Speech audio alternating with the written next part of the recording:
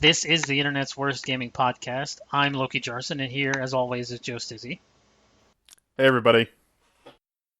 Rob, once again, not here. He was going to be, but then some last-minute scheduling came up. Some family bullshit, or maybe his work. I don't really know or care. Stizzy, how have you been? I have been well. How have you been? Poor and terrible. Poor as in money-wise or health-wise? Health-wise. Oh, okay. So at least you're rolling in the dough. Oh, yeah, I'm rich as fuck. That's good to hear. Allergies are killing me right now, so if you hear me sniffle on air, sorry. Also, I live in South Texas, and it's 100 degrees here at time at night. So, if you hear my air conditioner in the background, that's too damn bad. I'm not sweating for you. I don't sweat this. So you shouldn't either. What games have you been playing since we've last recorded? Well, what was that, 2 weeks ago? Well, I'm about to go on a... Well, I'm not going to release this tomorrow, so it will be some time frame between the last episode and this one. Well, it hasn't been that long, plus I'm going on a long trip soon, so I didn't want to get into anything new, because I figure I wouldn't be able to beat it. Sure, sure. Um, Uh, Frequently I've just been doing replay of Persona 5, mostly trophy hunting. Um, and I think I started Shadow of the Colossus. Killed a few Colossuses, but Colossi. Colossi, that is the plural, but uh my enthusiasm for that game has always been tampered solely on the fact that I got spoiled the ending a long time ago. So long ago I don't even remember where. It's just one of those things I absorb through osmosis. So It's a PlayStation 2 video game. It's been re-released on the PS3 and then here again on the PS4, so it's out there, dude. yeah. But it's not like I wasn't interested when it came out on the PS2. That was the thing. So I guess it's sort of my fault, not my fault. I don't know. I'll beat it eventually. That brings up a good point. I don't know if you want to get into that right now or we can shelve it for later. The idea that last time I talked a lot about God of War and Fortnite and shit and how I don't really like things that are popular, but I made that a lot about myself. Are there any games that you just won't play regardless of their popularity or their critical acclaim? Just flat out say no, I don't care, I don't want to.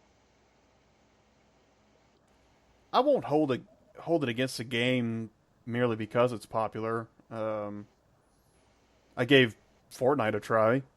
Um, I didn't play a whole lot of it. It didn't take me long to figure out that I'm not good at it, and it's not really the kind of game for me. But I can see why it's so popular with other people. But most of the time, I've said this before. Most of the time, when I don't play a game. It's just because I'm not interested. Either I don't know the studio that made it. I'm not interested in the genre or the premise of the game. So it's I try not to let something's acclaim or popularity or whatever influence my decision. Now, that's not to say it hasn't happened. For instance, Mass Effect. I got into that game because so many people talked about it that it's so great, but it took me, I think, 3 years after the first one came out for me to even play the first one. Then I played it and I thought, oh my god, I can see what everybody's talking about. It's so good. So It took me it took me 2 years to play the first Assassin's Creed, and maybe 3 years to play the first Uncharted. And by that I mean I owned both games but never touched them. now I don't think I've ever done that before. Yeah, well, Uh, Although there's been a few times where I've bought a game and then it's been a few months since I played it, but I've tried to kick that habit, just because it's not very responsible, financial wise, and there's I bought this car, but I don't really want to drive it. well, in games just there's such. It seems like there's attention spans are all time low these days. So it doesn't take long for games to get out of the spotlight and then soon go on sale, which I find. So Yes. it's usually always better to wait.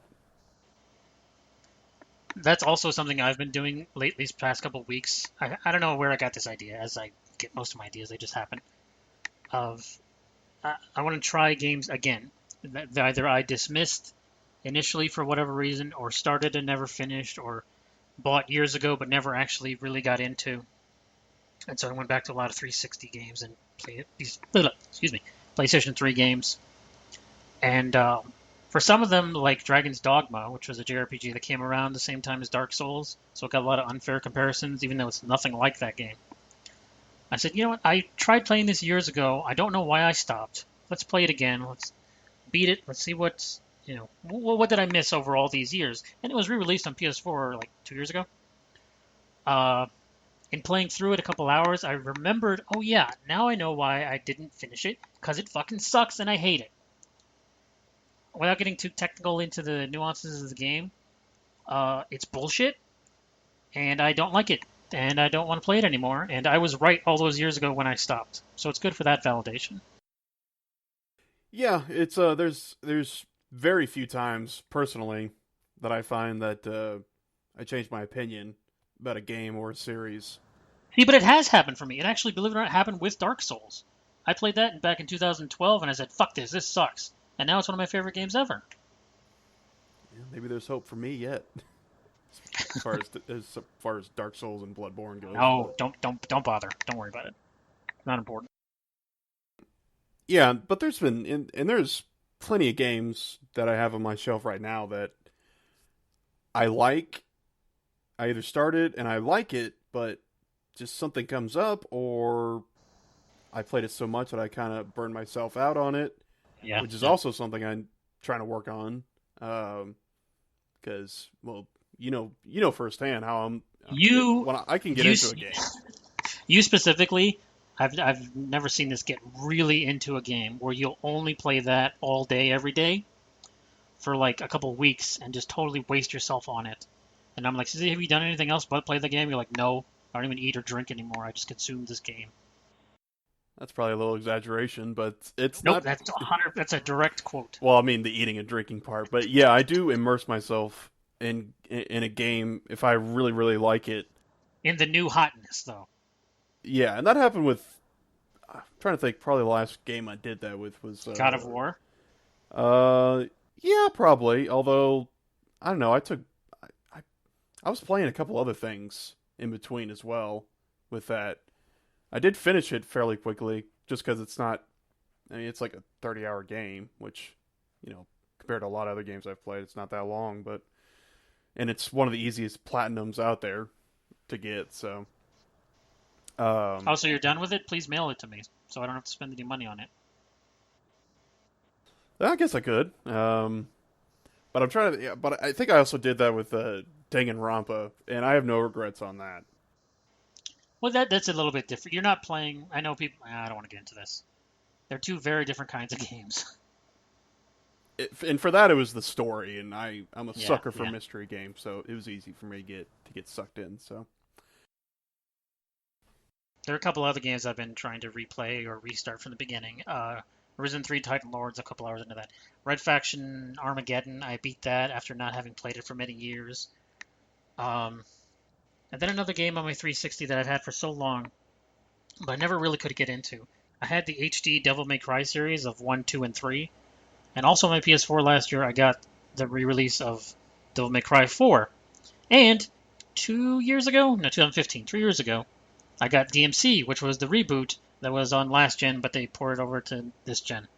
So I actually own all the games. I've just played so little of them, and I know they're among your favorite series of games. And I kept, you think back, what was the reason I couldn't beat this the first time? So I played DMC, the reboot, the one you don't like, and I remembered why I didn't beat it the first time. There's a lot of platforming shenanigans that I don't much care for in all these games. I've always said Devil May Cry is kind of like the Japanese God of War, in that it's action based and you beat up a lot of dudes and you get new weapons and you just beat the fuck out of things with no real rhyme or reason to it. And also, especially true of the first two God of War games, horrible, terrible platforming sections that irritate me to no end. And I don't know if it's simply the jumping mechanics I'm not any good at, or the dodging mechanics, or the fighting, but I'm just not really any good at these Devil May Cry games, or even Twitch action style games. But I did beat DMC, and I did enjoy that. But going back to play the original trilogy or four are a serious struggle for me, and I don't know if it's because they're so old, or it's just not hitting with me. I just don't have it. Defend this, defend these games. Oh, okay, Your Honor. Make your case for this thing that I don't think I like. Well, I mean, like any genre, it's a niche, and it's even though it's a lot of people have played it, it's still an acquired taste. And I do think the first three, definitely the first two, but the first three of the original trilogy are somewhat dated, which is understandable because I think the third one came out 12 years ago, something like that. So it's hard to go back and play those. And yeah, the platforming always seemed kind of shoehorned in, like with God of War. Um, It's a lot of jumps you can barely make. Like they're purposefully designed so that you barely land on that dumb platform. yeah, and there's always a double jump mechanic added in later in the game, and you got to take that into account. And um, I think in there's also like things you can grapple onto to get to a new area or something like that. But those always, for me, those always just were kind of afterthought. I didn't, I wasn't. They were just kind of there, just another obstacle to overcome in the game. But um, I always I just like those games just because they make you're a badass. You play as this badass fighter guy, either Dante, the Devil Hunter, or Kratos, the Spartan warrior, and uh, yeah, you just beat the crap out of big monsters and supernatural enemies. It's mindless fun. I understand that. Yeah, you don't really uh, not a premise is really is needed. Now, Devil May Cry for me, it's like kind of like the Resident Evil series, which is also made by the same guy. Um, Yeah. in that I do like the characters, albeit they are extremely cheesy. But I don't really mind that. It's just um, my own personal taste. I just Everything is context. You know who you were when you first played these games is a I'm gonna assume young teenager. yeah, probably preteen when the first one came out. But yeah, that's a lot to do with it. And that's not to say that now that I'm adult that I don't like those games. I don't know if I'll go back and play them anytime soon. I did play four, I think, a year or two ago, but I didn't beat it. I just um, wanted to get back into it because I think the special edition came out, and I wanted to see what extra features and stuff were in it. So Up-res graphics, and that's kind of it. yeah, I think a couple new characters were added into it, which was fun. But it wasn't enough for me to get through a full playthrough. So um, Now, what is your real issue with DMC, the one they just called DMC? It's Devil May Cry, the reboot for last gen 360 and PS3. And not just yours specifically, because I was looking up stuff, believe it or not, related to Mass Effect Andromeda, and it kind of went off into this tangent of people uh, comparing graphics and stuff, and then they put like screenshots of that and this game that came out recently, Hellblade, and the people who made that were Ninja Theory, and there was thread of discussion of, oh, everyone likes Ninja Theory now, even though they were super mad at them when they did the DMC thing because they were a British company who took on a Japanese property and changed up all the graphic styles and whatnot. I just found that interesting as a contrast of things you've said in the past about not liking it. At the very least, the art style. yeah, I like to give a more in-depth answer to than it's just not the original. Yeah, sure. But a lot of it is that, and I'm not ashamed to admit that. Um, Plus, it just it tells the same story as the first and third games. Okay, it introduces the Prince of Darkness, Mundus, although he has a much more mundane human form in the reboot, and it also goes over the relationship between Dante and Virgil, and but Who it's is, for people who haven't played it, is his twin brother or just brother? well in the originals they're twins, but in the reboot Virgil's his older brother, and for some reason he has white hair, but Dante has black hair, and that's never really satisfactorily explained. Um, Japan is the answer. yeah, pretty much. Although for the reboot, no, I don't really have an answer for that. Yeah. Plus, while the original Dante, again, for people who haven't played, he's uh, this white hair, red trench coat wearing. Wields a huge broadsword, two huge twin guns, and while he's very Japanish, and he came out kind of in a time when Sephiroth and Kuja and all these white hair antagonists or protagonists were coming out. Um, I always liked him. I thought he's always a badass, had a devil may care attitude. That's the name of the game, sort of. He was always smooth and he was funny and a badass. But then the reboot comes and he's this short, black-haired, emo-looking guy who's just super broody and mad at everything. Yeah, they Um, made him almost a teenager. He's not quite. He's like young adult, sort of. You know, yeah, he's like 19 or 20, I'd say. While I did enjoy the game, I'd probably give it, I don't know, probably like a 7.5, 8 out of 10, just for the gameplay alone. yeah. I actually enjoyed it a lot, and I liked how different the weapons felt from each other, which has always been also another strength I think of the Devil May Cry series, and what sets it apart from games like God of War, where in God of War Kratos always had his default Blades of Chaos or some variation of that. It always, like any of the other weapons, just were second fiddle to the original ones. But Devil May Cry I think always had a good selection, good variety of weapons. It always kept things fresh. So like I said, I didn't hate the reboot, but I don't know, it felt kind of unnecessary, and it seemed There was like that thing in the back of your mind of this wasn't made by the same people.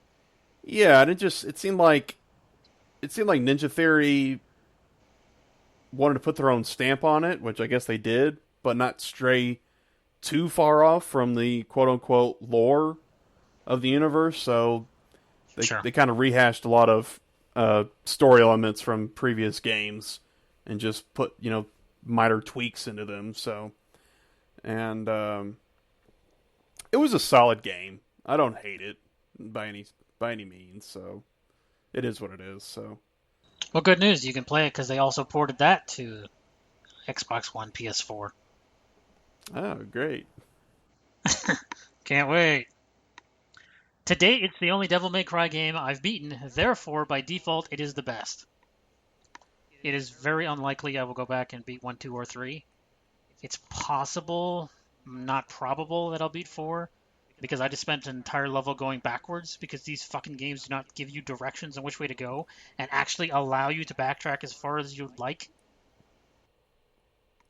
That's fair. And hey, it's hard for me to go back and replay old games that I love or I loved back Yeah. then. Like it's like, man, I loved this game back then, but I just, it's hard to get through now, and whether that's just because the graphics aren't, as, or way worse, or it's usually gameplay. Like graphics, I don't know. I've always been someone who can kind of get past, You can ignore that. yeah, for the most part. But if the controls are wonky, or if there's mechanics that I just think are really outdated or stupid, oh, that actually that actually reminded me of something. I was watching a Let's Play because I've been kind of on a Persona binge, and I was kind of watching a little Let's Play of Persona 3.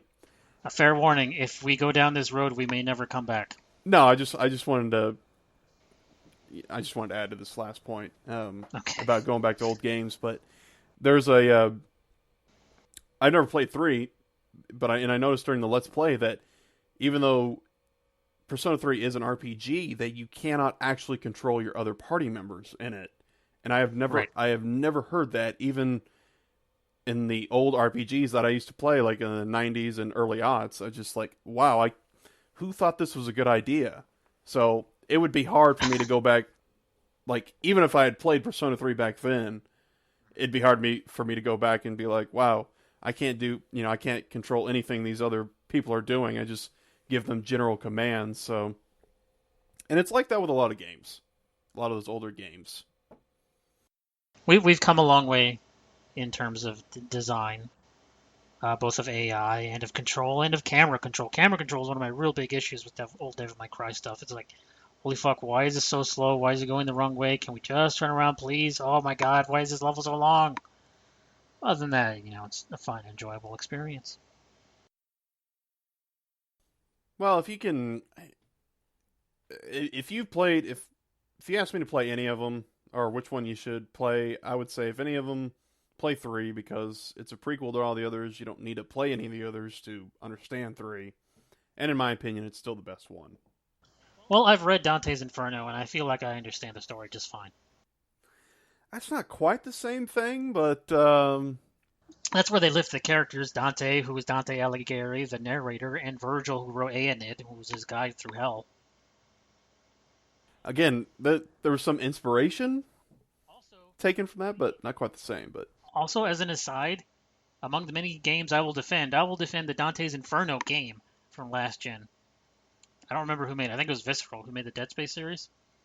That was a lot of fun. It was a God of War ripoff, straight up and down. But I enjoyed it, so fuck the haters. yeah, it was a I never played it myself, but yeah, it did seem like a big hack and slash kind of action Yeah, game. So you just go through the circles of hell and you beat the fuck out of the devil. It's great. yeah, that's kind of a what's that other game? Darksiders. That's Except there you're working for the people who started the apocalypse. well, I meant it in that it's a God of Oh, War a God of War clone. rip. No, actually, God of Oy vey. Darksiders is much closer to a Legend of Zelda knockoff. Yeah, I do kind of sense that because I bought the remasters because they were like $5, Yeah, and super cheap.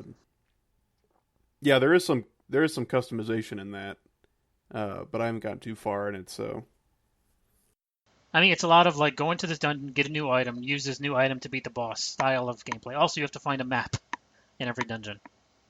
It's very Zelda. It's like animated Zelda, oh, God of which War, is what I've wanted for years. God of War had that too. Like you'd get Medusa's head, and you'd have to use it against the next big enemy or whatever. So I know if that was a linear progression as opposed to Zelda games have been of like, okay, go here whenever you feel like it. Okay, go to the next place whenever you feel like it. yeah, those early Zelda games, the formula was the whole dungeons would be centered around the new object you get. Yeah, and you couldn't beat that boss without it. So definitely not the case in the newest Zelda Breath of the Wild. Meh. I don't think I'll. I don't think I'll ever actually buy a Switch. I just don't have it in me to give a fuck about Mario and Zelda anymore. It's not that I'm too old. It's just that I already skipped a generation, and I would be seriously going back. It's like, man, I would just rather. I don't know. Maybe it's because there's no trophies. Maybe because of this lack of internet shit. There's just something in it that's. I'm over Nintendo, and I'm probably never going back. Yeah, I know we've had off air conversations about this a lot, but I think your tastes slowly mature. Maybe mature is not the right word, but you know what I No, mean. it's definitely not the right word. I have not matured over the years. I've dematured. But they change.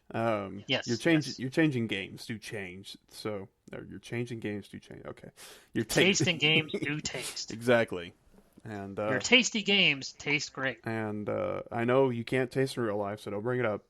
Um, but I got a Switch, and I don't regret buying it.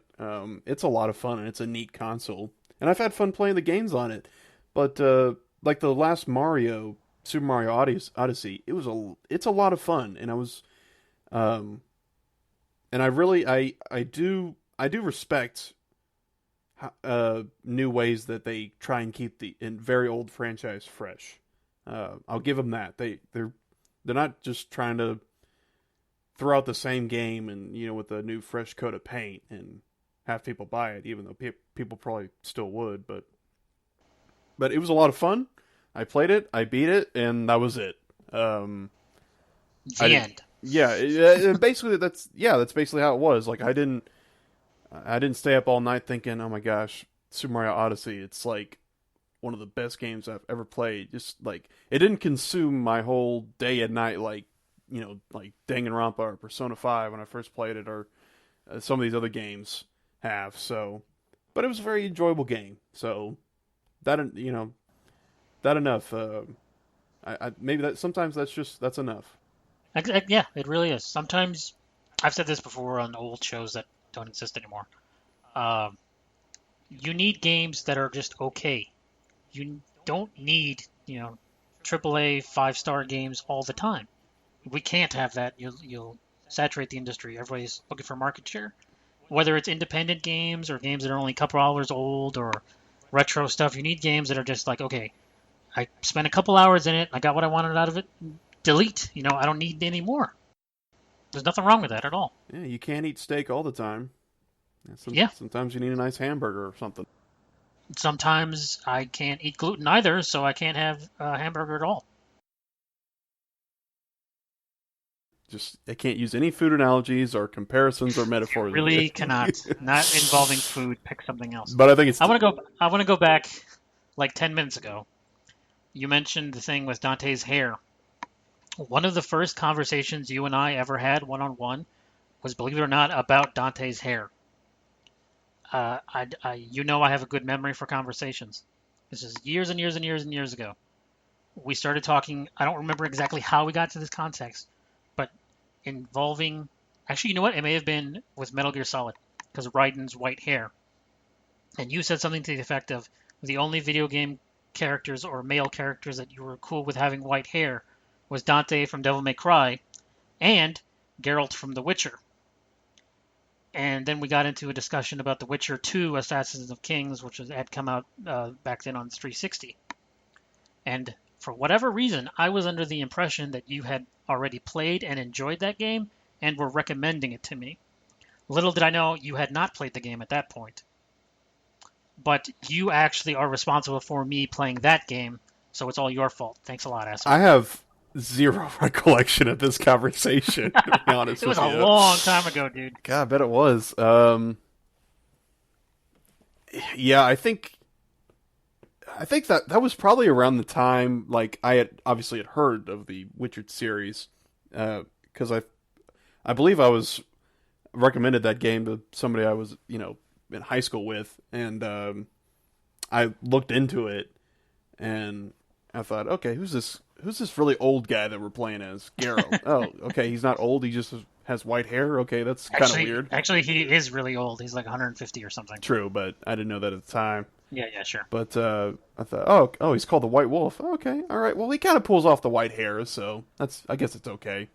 I'm surprised I didn't say Sephiroth in that list of exceptions. Probably not. I don't think you like Sephiroth, though, do you? I think he was a cool bad guy. Now I think having recently played, again, I mentioned last show, I'm very slowly replaying every Final Fantasy ever, with two exceptions of the MMOs and Revenant Wings.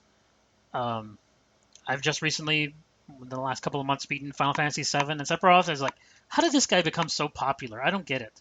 How did he become such a fanboy / fangirl heartthrob? Like he's just a guy, and his motivations are kind of not real clear. Mostly looks. Honestly, The worst thing he does is kill Aerith, I guess. But it's like, I didn't really care about Aerith, I'll be honest. Maybe I would have in 1997 had I not known she was dead. Spoilers. Well, I was devastated when that happened because I was All I right, was a yeah. big fan of Aerith, but yeah, it's mostly his looks. To It be was the honest, Danganronpa of its time. yeah. It's fangirls flocking to the silver-haired psycho. Or like no, of like heartbreak over a character you liked that died out of nowhere. Yeah, and that was big for a game like that back then. So I know that stuck with a lot of people, myself included. Um, Plus, he had that huge sword, which looks so badass, but looking back on it, seems very impractical and just cumbersome to use. As opposed to Cloud's Buster Sword, yeah. Yeah, I was not okay with that day one. I thought, okay, look at his skinny ass arms. How could he even lift that sword? This little Lego man. Yeah. Plus, it was a good game from a well established series, so a lot of pieces fell into place for Sephiroth to get in the mainstream and stay in people's minds. Welcome back to the internet's worst movie podcast. We're switching it up here. So, Stizzy, what did you think of Solo, a Star Wars story? Well, seeing how it just came out today and I haven't seen it, Oh, fuck. Okay. What did you think of Deadpool 2?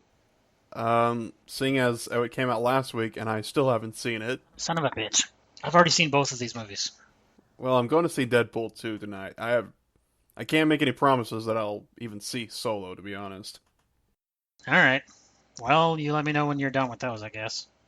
What have you seen? I saw Infinity War, Part 1, or, Excellent. no, it's just Infinity War, that's right. It just called Avengers Infinity War, yeah. So, what do you say we spoil the hell out of that? Sounds good. Hey, it's been out for about a month now, so. Yeah, it's y'all's fault. Plus, there are memes everywhere from it, with the fading out of the dusting. Yeah, and one of my favorites for all you Game of Thrones fans out there is when the three-eyed raven disappears and looks at Brandon Stark and says, "Mr. Stark, I don't feel so good." Wow, that's a good double reference. Yeah, I don't watch Game of Thrones, but that's a good double reference. yeah, I thought it was clever. Although I wish people would stop using that line because it's meant to be really tragic and sad, and it is in the moment, but memes. Yeah, I mean, I was tearing up. I mean, a little bit when that happened because he's just a kid. He's Spider-Man. He's a badass, but Yeah. yeah, he's just a kid, and you feel bad for him. Yeah, it was. Yeah, it was a great movie. I really liked it. I saw it twice. I paid money to go see I it literally, twice. I am of the two of us, especially Rob. Let's just discount him because he's on record as not liking superhero movies, just straight up. Of the two of us, I am absolutely the bigger superhero fan. I own more comics. I've read more comics. I've played more games. I've consumed more superhero media over my lifetime than you have. But you like Infinity War more than I do. I think I might. And maybe that's because I'm not as big a fan as you or Perhaps. some others are. But I believe it's. I think it's been acclaimed by pretty much everybody, comic book fans alike, because obviously it can't do. It can't have every single character detail from the comics and the movies. Um, Comics have a year to tell their story, and your movie's got 2.5 hours max. Yeah.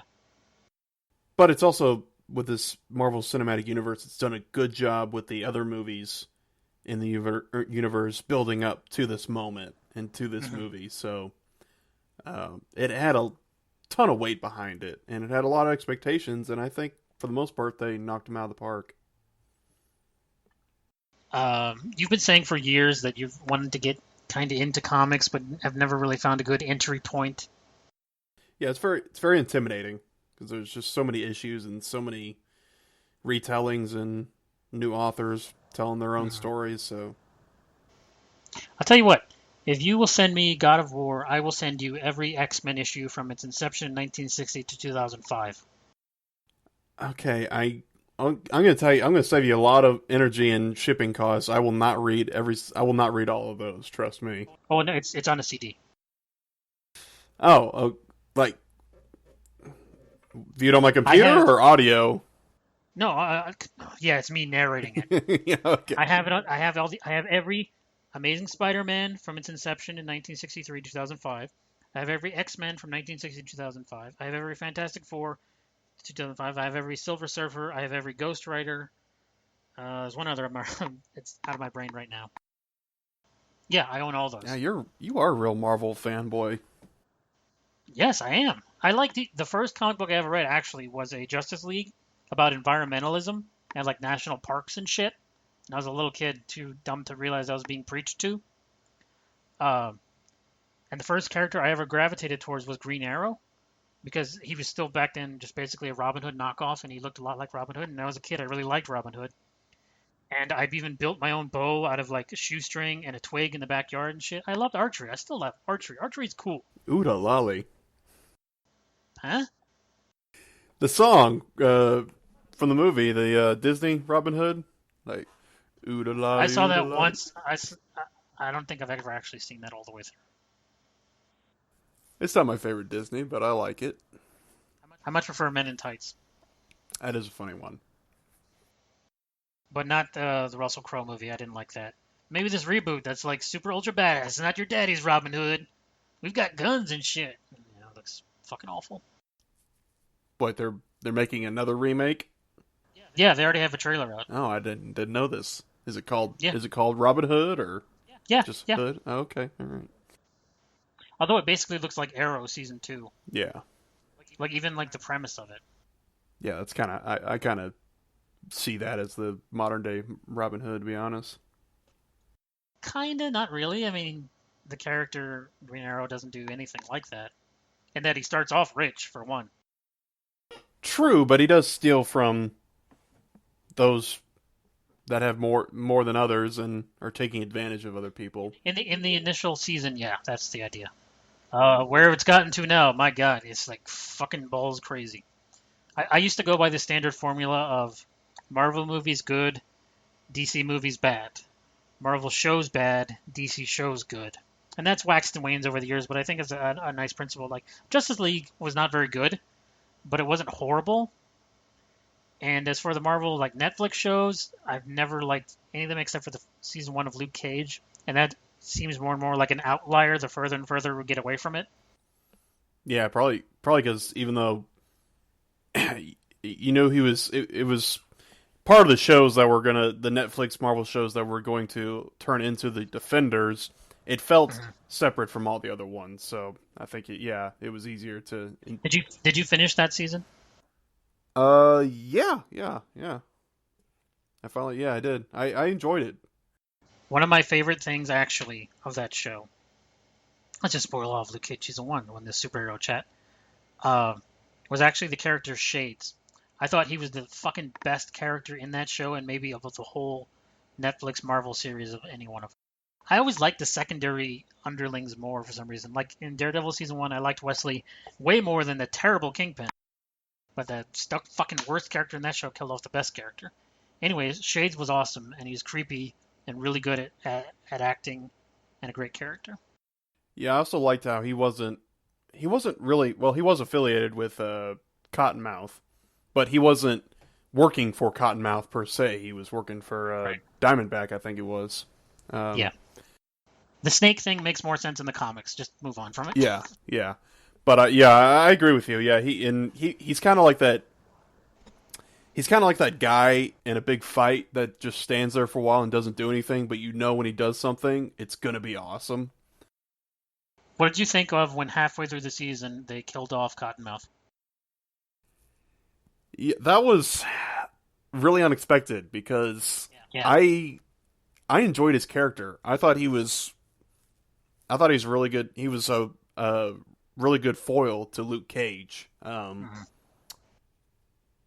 They both kind of pulled themselves from nothing and went through some hard times to get where they are.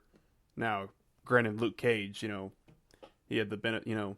he had the luck of being in a laboratory experiment gone wrong that gave him superpowers, but yeah, that kind of came out of left field, to be honest. And well, I think overall I enjoyed the season. I still wish he had stuck around a little bit longer. I think they could have done. I think they could have explored his character a little more. I think he still had a little more to offer, but I think overall, they were able to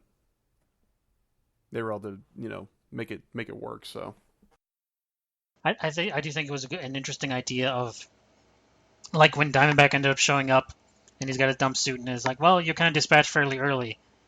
The idea of it doesn't need to be superhero versus supervillain. It can just be superhero versus regular villain. I cannot remember her name because it's been a couple of years since however long it's been since I've seen Luke Cage's one. Marion, was that her name? um I generally can't remember yeah, the I lady. can't either. I'll think of it Anyways, later. whatever her name was, her idea, because she's like a political foil. She's out in the public and this idea of a politician. Although she made some really stupid mistakes, frankly, throughout that season, it wasn't the usual kind of villain we have in these style of things. Even the Kingpin was much more into the criminal underworld than he was into being a public face.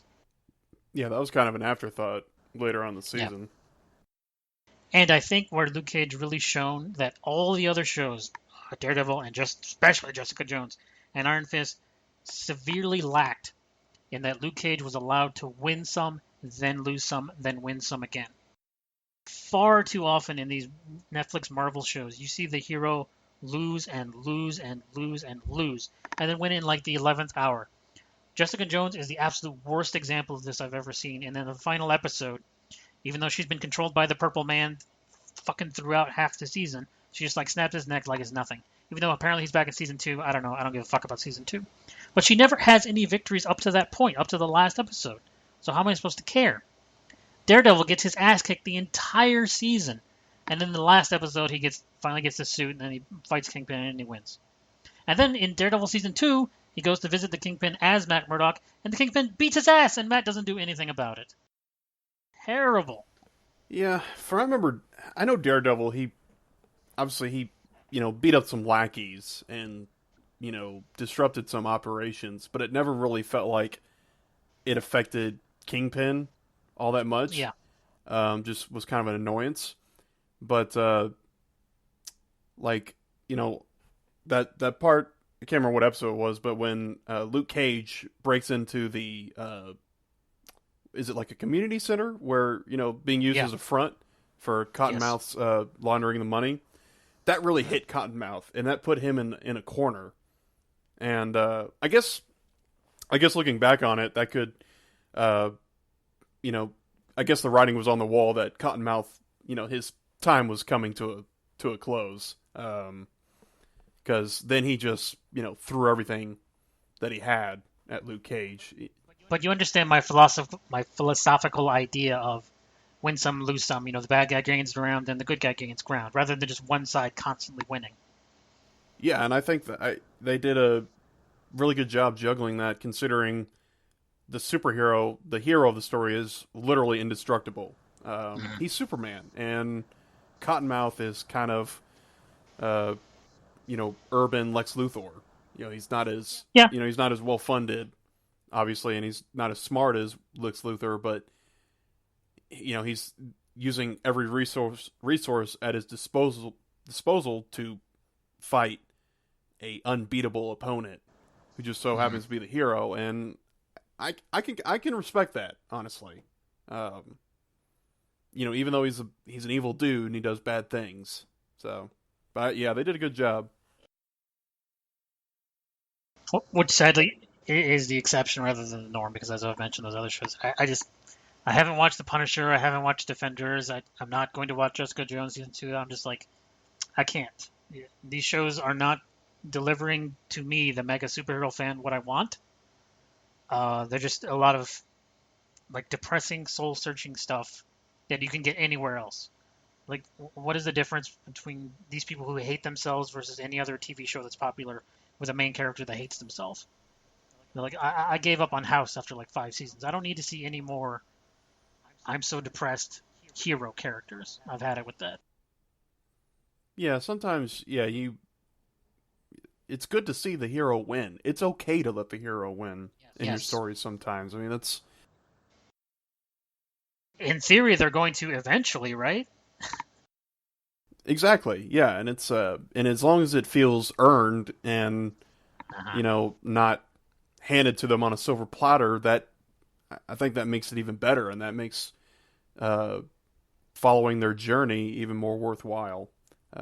And it's hard for these Marvel shows. It's really hard to find, uh, reliable consensus about them because everybody's everybody that I've ever heard touts Jessica Jones, but I'm kind of like you. I watched it and I didn't like the character and It's I didn't a like the story. So, terrible show. There's not one likable person in that show. and a lot of people have said they liked Punisher, but again, I'm wary because everybody said they love Jessica Jones. Iron Fist is really the only one that I've heard pretty much universal dislike for, and also Defenders, which is supposed to be the Avengers, The Avengers, yeah, yeah. of the Netflix universe. So I never saw Defenders, but I did see all of Iron Fist, and it's the same problem kind of with Daredevil in that he loses a ton, but it's also a fucking moron. Like Danny Rand in that show just makes dumb decisions, is so ill-informed because the Marvel Netflix shows are not the only ones who do this, but they give you a full perspective show. You see from the hero side, you see from the villain side, you see everyone in between. You get individual time with all of these characters. And I don't know if that's such a good thing anymore, to be honest. Believe it or not, I want to tie this in with Persona 4. In Persona 4, you get only from the hero character side and don't until the end see the villain side. As opposed to Persona 5, where you see both hero and villain back and forth throughout. And we've already discussed on which we think is a better story throughout. So the idea of we see these people conspiring against the hero, and the hero has no idea, but the audience knows. So the audience is forever waiting for the hero to catch up to them. And I think that's just bad storytelling. And it doesn't limit to video games, it doesn't limit to superhero shows. But this idea of knowledge that the character doesn't have that the audience does, I think is a lousy way to get off, to have the hero make really bad decisions. yeah, it definitely makes you as as the player or the viewer obviously second guess every decision that the hero makes because that's the wrong decision. The mastermind or the antagonist, they're anticipating that they're going to counter that. Yeah. Um, so yeah, I'm generally in agreement that yeah, it's I don't mind seeing little snippets of what like keeping tabs on the antagonist. Uh, like I know. Let's see. I'm trying to think. Like Dragon Age Origins. Like every now and then you would like see like Oh yeah. What Logan was doing, but he wasn't even. I mean, he was a antagonist, but he wasn't the antagonist. And it was so brief. It was like 1 or 2 minute scenes. That was it, and you didn't really see in depth his plans. Just him interacting with other people and showing the state of his current mindset and how people are treating him, whatnot. So for the most part, yeah, I do. Stories are more enjoyable from the protagonist viewpoint, and especially with Persona 4 because it was necessary that it stayed. You only saw the Yes. viewpoint Yeah. uh, of the main character because it was a murder mystery. It was uh, that would take all the fun out of it if you just saw Adachi just sitting there like with like shifty eyes or whatever, like they do in those old vaudeville films. So also trying to think, yeah, that's a good that's a good exercise. Think back of my favorite stories. I think Harry Potter's the same way. You just see it from Harry Potter's perspective. Um, and it's only until like later, like the later books, you get a chapter, of what the bad guy's doing. But I'll take your word for it. I only ever read the first one when I was 11.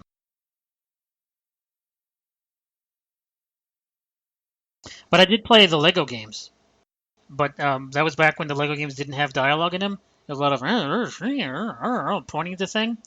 So I played through all 8, I guess, or however many it was of the Harry Potter movies in Lego form. I had no idea what the fuck I was doing for any of them. I was like, I think I'm fighting a snake. I think I'm fighting like clones or something. There's maybe a dragon. There's this bald guy. There's a bunch of bald guys. Who's this mustache dude? Just doing it. Yeah, you're definitely missing a lot. Hand gestures and expressions can only tell so much. Was I really though? I don't think I was. Harry Potter, I'm a lot like. First of all, I blame Harry Potter for a lot of modern films and TV shows. Harry Potter started this chain reaction of what's a popular book, we need to make it into a movie immediately. And not just with like young adult fiction, but shit like 50 Shades of Grey immediately turned over into movies because they were popular books. There are a ton of examples from younger adult fiction just turned over, and that never would have happened if it weren't for Harry Potter. So fuck you, J.K. Rowling. Well, the practice of turning a popular book or series into a movie has No, but been well established. no, but it's been happening faster than ever. Game of Thrones, he's probably never, but he's not finished writing the books. How many books were out before they started filming the first season of the show? 5. It's the same effect. Yeah, yeah. I mean, it's definitely going at a faster pace. I'll agree with that. That a lot of that has to do, I think Hollywood in general just is running out of ideas, and they're leaving it up to book authors to Yeah, come up with their movie ideas. to give new properties. And now it's so funny because The Witcher is a video game based on a series of books, and now they're going to make a TV series based off a video game based off a book series. So it's just Yeah, but they actually said it's more based off the books. Have you read any of the books? No, right? no, I never I've have. read I've read the first one, and I bring it up. I was actually going to bring this up to you guys whenever you were on PlayStation, but we're never on anymore, all at the same time. Yeah, it's hard to get together. Eh. I recently, after however many years it's been, played through The Witcher 3 again, and it's another game where I hated this the first time. Was I right? And by the way, yes, I was. But I did beat it, and last year I finished the book finally after however many years.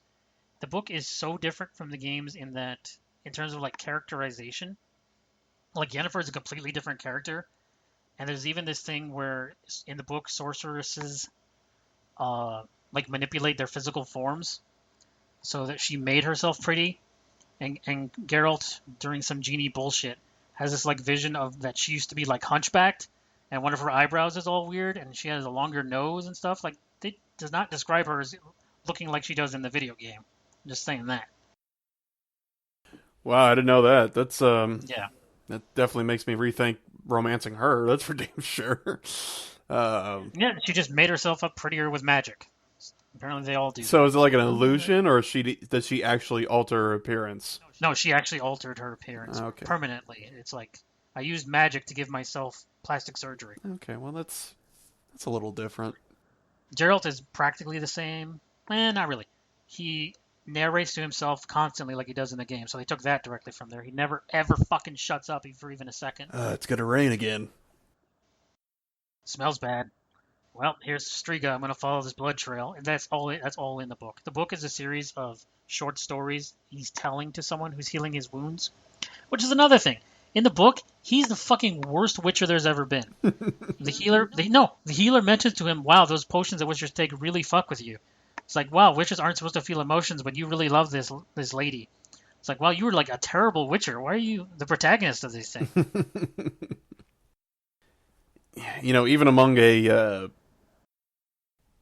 fraternity of monster slaying brothers, he's still got to stand out. That's what I'm saying. It's just it's Yeah. not enough that he's this badass who survived this ritual and experiments on when he's a child that barely any kids survive. But yeah, he's also got to be like this. He's got to be the center of every political shift or huge change in the land, and he's just kind of there. He's like, I don't know what's going on. I'm just kind of a guy, and he talks to He's some Forrest people. Gump. Yeah, yeah, yeah. I've never read the books. I've heard there's like 9 or 10 of them. There's a I whole think there's bunch. 5. Okay, all right. I only read the first one, and it ends on like a cliffhanger, which is horse shit, and I don't want to read anymore. I'm guessing they're prequels to the games. I'm assuming. I don't know if they really have anything to do with the games, because the only thing that are in the games, and I only played Witcher 2 and 3, not the first Witcher. Geralt's in it, Dandelion's in it, faffing around, being an idiot. Uh, Yennefer is in the last part of the book. Triss is named dropped, and that's it. Everybody else is just some fuck. Most of the book is Geralt riding into town. Hey, you guys have any monster problems? Yeah, well, there's a tree god or whatever killing all our children. Okay, I'll kill it for $500. It's like, no, fuck you. Okay, I'll kill it for $400, and that's the book, really. Yeah, he's got to be careful when he's bartering for reward money. Lest the townspeople's mood changes. Gotta get up on the sliding scale. How do we get back to talking about this stupid Witcher game? There's another game I hate. Yeah, we were talking about movies, and it shifted to TV series, so kind of still the Yeah, same this is thing. the most ADD episode ever of all time. It kind of is. So, getting back to it, superheroes are great, and superhero movies are awesome, especially the Marvel ones. Yes, go watch them. Yes, go see Deadpool, even though that's not a Marvel one, it's a Fox one. But it is a Marvel character, so Yes, and they make well, actually, I don't want to say one single word about it because you haven't seen it. As opposed to Infinity War, where I promised to spoil and we didn't actually spoil. Everyone dies except the original Avengers and Rocket. The end. yeah, it was weird that they kept Rocket around, but I did think it was kind of neat that the OG Avengers are still around. So it kind of ends like it begins. Plus, that way you don't have to, you know, pay a lot of those other actors all that money to, for most of the That's the movie. astonishing thing. The guys who've been around the longest are the contracts who are expiring and are getting paid the most, and you think Disney would want to dump them, but they're the ones they keep and they kill everybody else? What? I don't know. Yeah,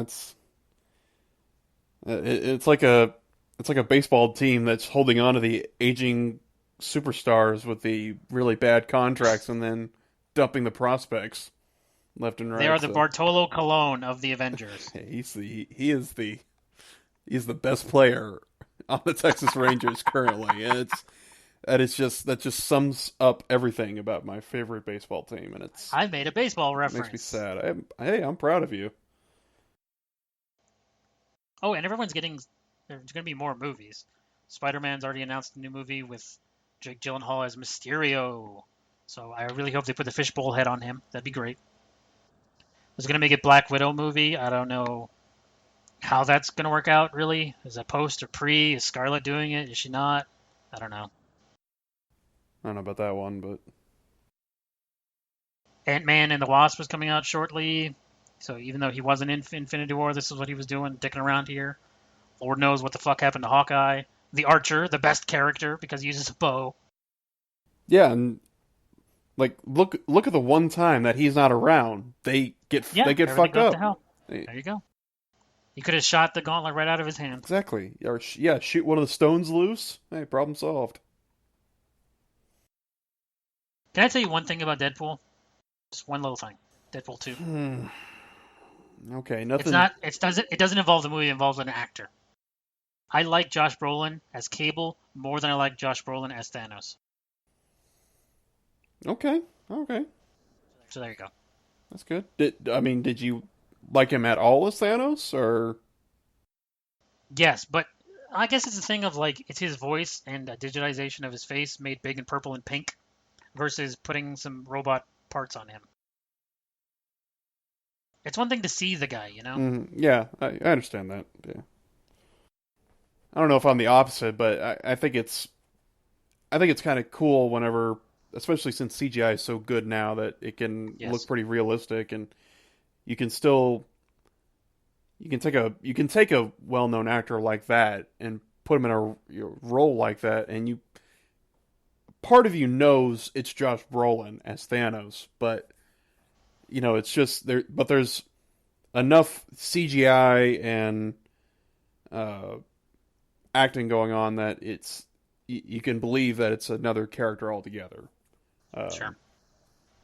Not that I'm saying that I'm gonna have a hard time believing Josh Brolin is Cable, because I'm sure I won't. He's grizzled badass with a gun, so he does that role very well. So You know what you really, really should do is play the Deadpool video game, which is excellent. And the more you know about Deadpool in the comic book universe, the more you'll enjoy that game. Well, I'm gonna cut all this. I'm really looking forward to you seeing the movie, if only so I can go on a giant tangent about the comics. Because I also own every Deadpool comic from its inception. okay, all right. Now I love Deadpool.